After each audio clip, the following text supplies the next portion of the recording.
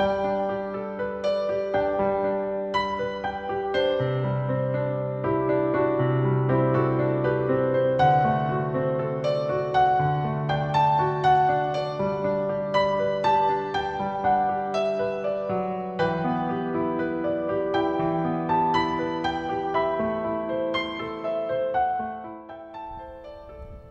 I'm Pam Resor, former state senator. I'd like to welcome you here to the Acton Arboretum. We're here today to give you more information about the Arboretum. We hope that you've been here before, and we know that you will want to come here after you've heard about it. So I am going to interview a few people to talk to you about some of the things that go on here and what the Acton Arboretum is all about. I'm standing here in this beautiful site with Cathy Hatfield, who is a member of the board of the Friends of the Acton Arboretum and also president of this organization. Now, when I look around and see how much time it must take knowing my own yard, I am amazed at how much work must go into this. A lot of volunteers. This place wouldn't be what it is without the help of many volunteers. There are groups of people who maintain the gardens, various gardens, say the hosta garden, the herb garden that we're standing by, or the butterfly garden. Many of the people are members of the garden club in Acton. We also manage to have a rather large work day with the seniors at Acton Boxborough High School every year. Great, so it's not just the members of the Friends, but a lot of people who put time and energy into this. It is. Other people donate goods. Some people donate services, and others on special occasions for special projects will donate time. We have many projects that have been completed in the Arboretum by Boy Scouts, in fact, working on their Eagle Scout rank. I believe also some plants have been donated, have they not? We have quite a few plants that have been donated over the years. The hostas in the hosta garden were all donated by one particular family. Many of the plants in the butterfly garden are donated on a regular basis.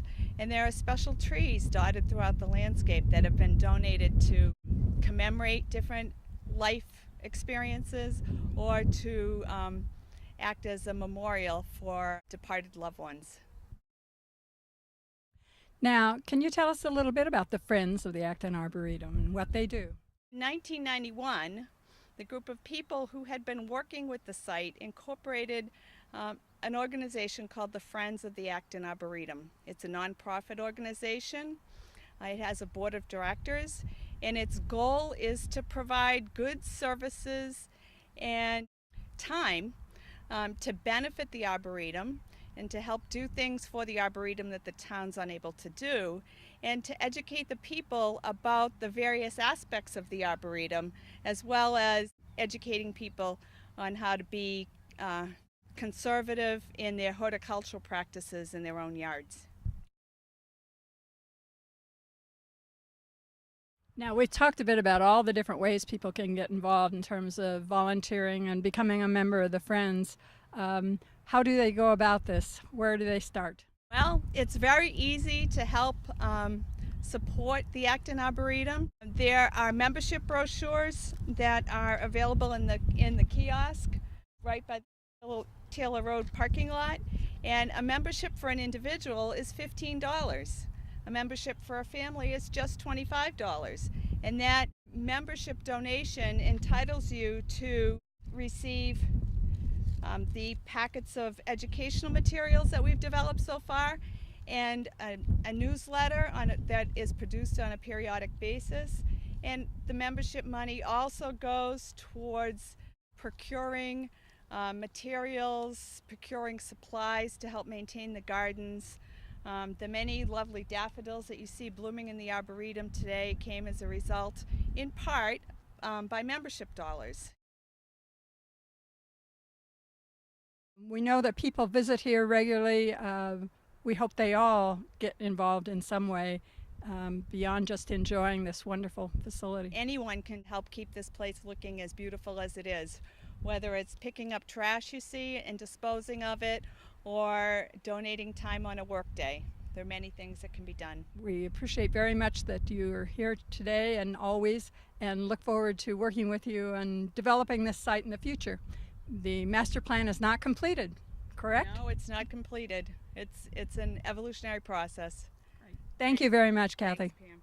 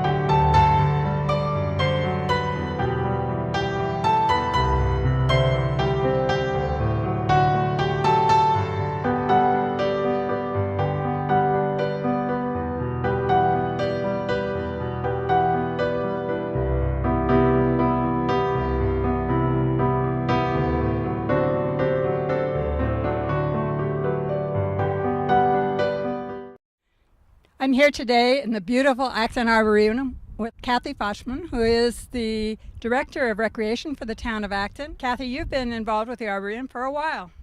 Yes, I joined the Friends of the Acton Arboretum back in 2000, and about 2006 I stepped up to be president. What are some of the things that go on here? Oh, people come here to picnic, to walk. There's a lot of dog walking that goes on. It's a beautiful site. Lots of passive recreational opportunities here. Now, if you're going to bring a group here, I assume you need to make some kind of arrangement or contact someone in the beginning to make sure we don't have 2,000 different groups using these few picnic tables at the same time. Well, yes, we suggest that you call Tom Tidman of the Conservation Department. This is a conservation property, and so Tom is the person to contact. Now, in addition to picnic tables, what other facilities are on the site that people might want to know about? The Arboretum has many benches for seating, and they're strategically placed for the purpose of looking at beautiful views. Also, we're very cognizant here about providing seating for those who perhaps may be disabled and need a frequent stopping point as they make their way through the Arboretum. I know there's also a reading circle. Can you describe that? The Reading Circle is a wonderful spot. It's located near the front entrance of the Taylor Road parking lot. It's built into the grass. It's an elevated area where a half-circle grouping can go in order to do a gathering where you have a main speaker and a half-circle of people surrounding them. It's wonderful for poetry readings or classroom groups to talk and learn in the open air. You mentioned the parking and the entrance here. What other ways can you access this? The Arboretum has a main parking area. It's located right off of Main Street on Taylor Road. There are several other access points. You can go to the end of Wood Lane and park at the cul-de-sac there, and there's an entrance to walk into the Arboretum. There's also entrance by Minot Avenue, and that brings you right down to the bog. A really interesting area to enter the Arboretum. There is also an access point off of Concord Road, and that's called the Billings Trail. And there's a kiosk. What do people expect to find there? Well, you're going to find a lot of information about the layout of the Arboretum. There's a wonderful map there. The Friends have worked hard to provide a lot of educational information so that you can make your way through the Arboretum.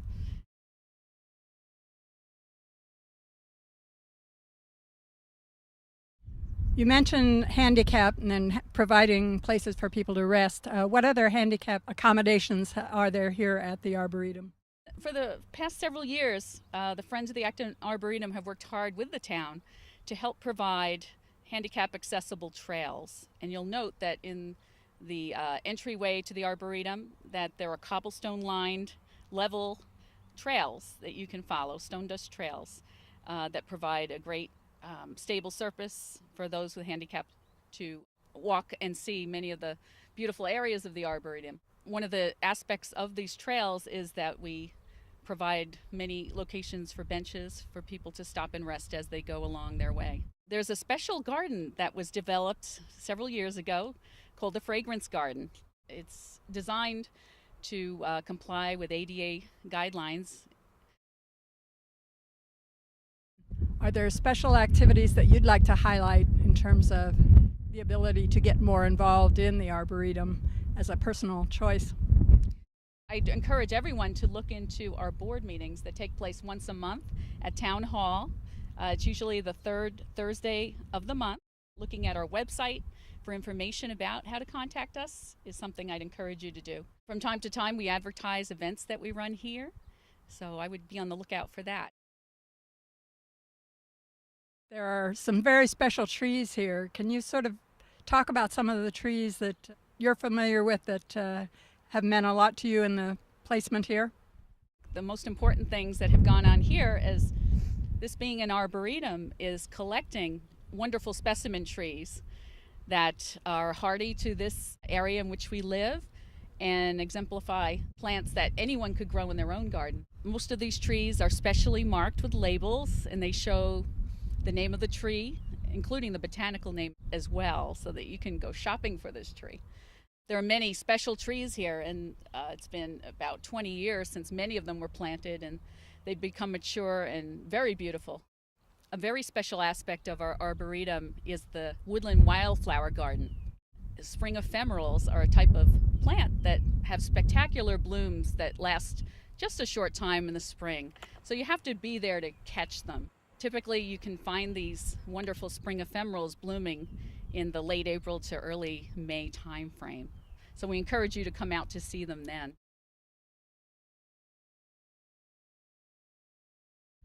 Wonderful. So we're ready to go on a beautiful day. Thank you, Can't Cathy. wait.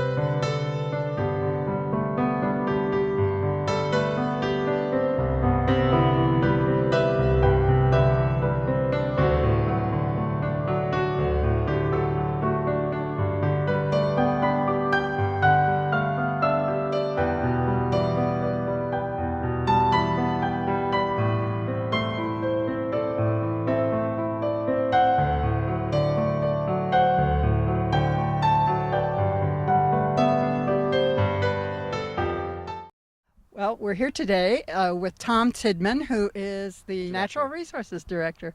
Tom has been involved with the Arboretum from its beginnings, and we're hopeful that you can tell us a little bit about this land and what it was before it became the Arboretum.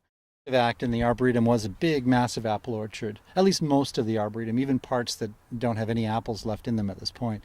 When I first started working on the Arboretum, it was probably in 1989 in that area. No Arboretum at all at that point, just a really overgrown apple orchard.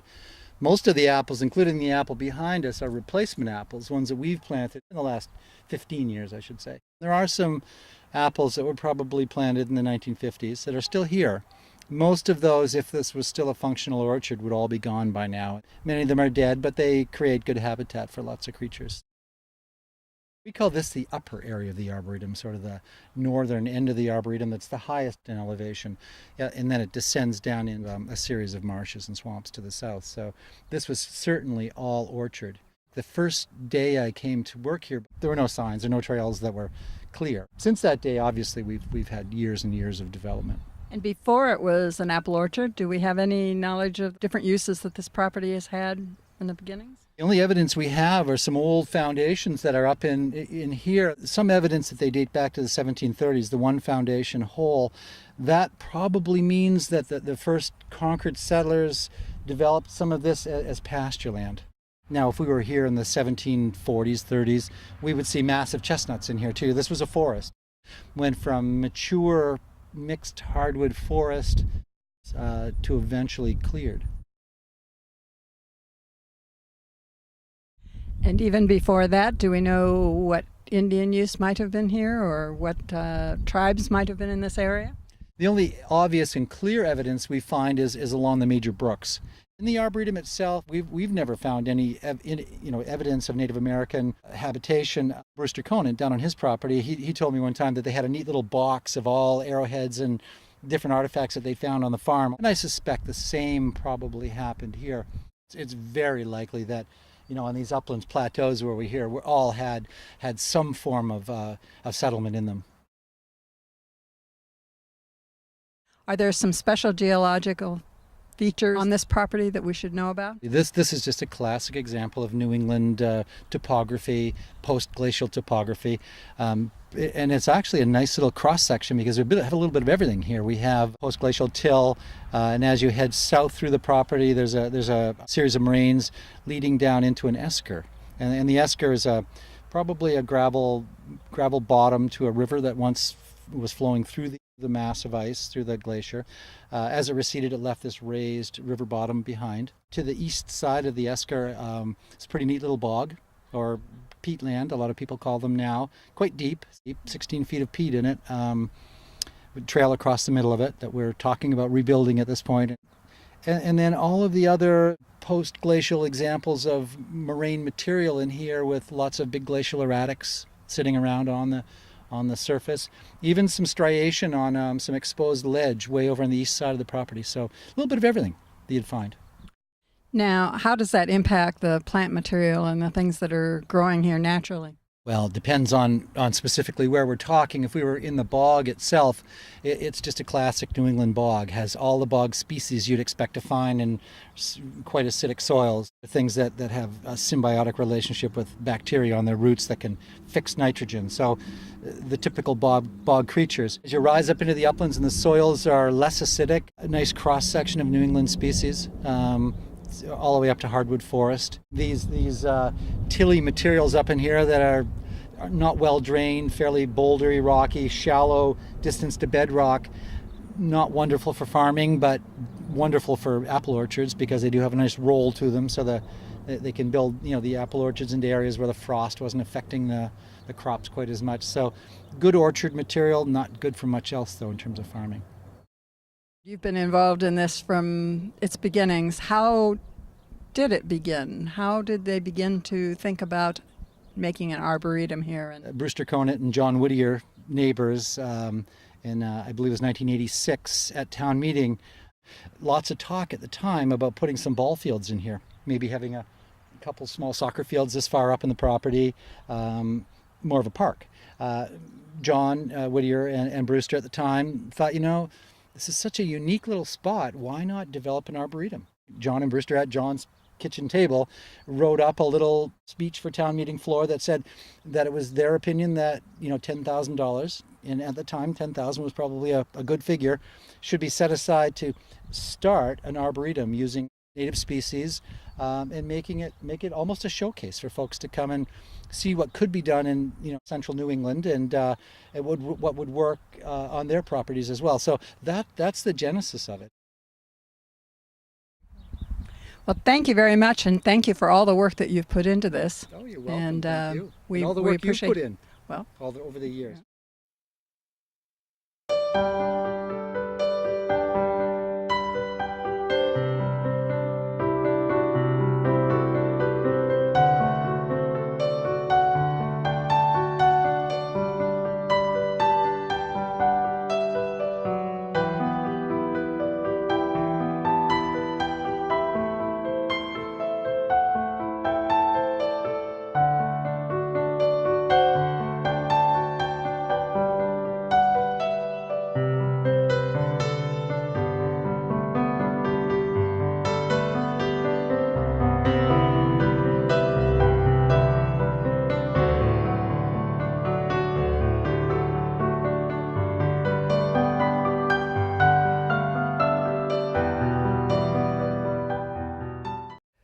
Well, we're happy to have with us at this time Brewster Conant. And Brewster, you've been a part of the Arboretum from its very beginnings. And you're a longtime resident of Acton. Well, if 1967 counts, Right. I guess that would. The family's lived here practically forever, back to the Indians. You probably remember this as an active orchard. I'm trying to think whether it was still active. No, I think abandoned the at that Tuttles, of course, owned it, and I think it was just going downhill every year. There were a number of more apple trees here, and more than apple trees, we had poison ivy Yes, in abundance. that I remember. Right. Well, the Tuttles are known mostly for having been town clerk forever, Okay. many years. Let's see, it was about 1986 when they first started working on the Arboretum idea. John Whittier, my neighbor, got up in town meeting that year and made the proposal that this be turned into an arboretum. There was a sum of money that had to be done with, and he said, well, let's take that and go forward with an arboretum. I remember he was interested in having nut trees planted. Yes, yeah. I'm not sure we've ever quite got it to that, but Right, but exactly. you're right. That was part of his thought. Absolutely. I mean, do you remember how people felt about it when it came before town meeting? Was it a pretty positive reaction? It was very near the top of the list. Great. The town was very much in favor of buying what they could for conservation and so forth. We'd gone through one of the cycles of building, and a lot of folks wanted to save what they could. I actually was on the Board of Selectmen at that time, and as I remember, there was also a lot of concern that we had all this land and people didn't feel always comfortable accessing it, and that this was viewed as a very positive way to make it more people-friendly. You know, a lot of the parcels are out of the way and not well marked at that time, although we had to usually provide a granite marker thanks to the state. They required that because they often does not loan us half or more of the purchase price. Right. So, Well, and I think now we have maps for almost all of them as well, but back then I think there was just a sense that we needed some lands that were a little more open for people to walk around. yes, So. yeah, absolutely. In terms of what is planted here, some of them are donated and some are presented in memory of, and what are some of the plantings? Yes, well, we bought the daylilies, for instance, out on the in the front of the Arboretum along Taylor Road. We purchased those from a citizen here, or at least most of them, although we donated a large proportion of them. And of course, a number of things. We have a list of people who have donated in memory of whoever, for whatever reason.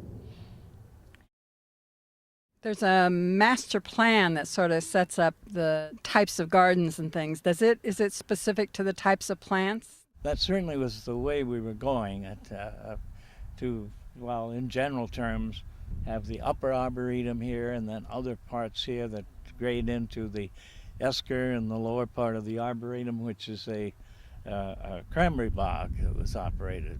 So, Was it actually an operating bog? oh yeah, yeah, the Tuttles ran. Oh sure.